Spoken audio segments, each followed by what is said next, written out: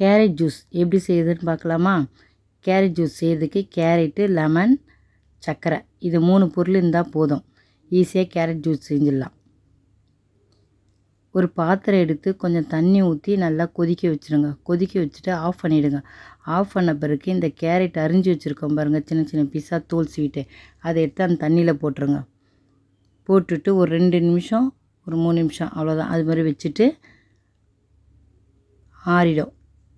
அதை எடுத்து வெடிக்கட்டிடுங்க. இதை மாதிரி வெடிக்கட்டிட்டு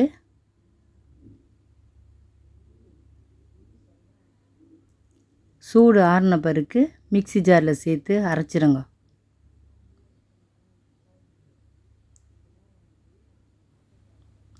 கொஞ்சம் தண்ணி ஊற்றி அதை அரைச்சிக்கோங்க.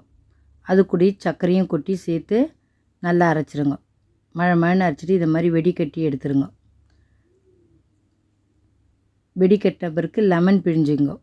நமக்கு தேவையான லெமன் பிழிஞ்சிட்டு புளிப்பை பார்த்து பிழிஞ்சுக்கோங்க.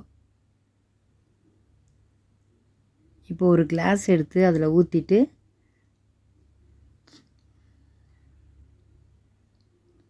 நான் 5 கேரட் போட்டேன், 4 கிளாஸ் ஜூஸ் வந்தது.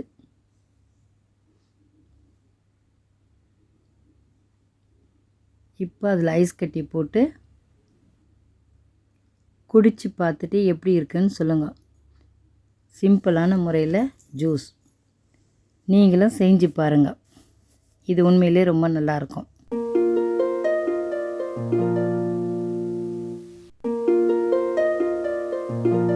லைக் பண்ணுங்கள், ஷேர் பண்ணுங்கள், மறக்காமல் நம்ம சேனலுக்கு சப்ஸ்கிரைப் பண்ணுங்கள். தேங்க்ஸ் ஃபார் வாட்சிங்.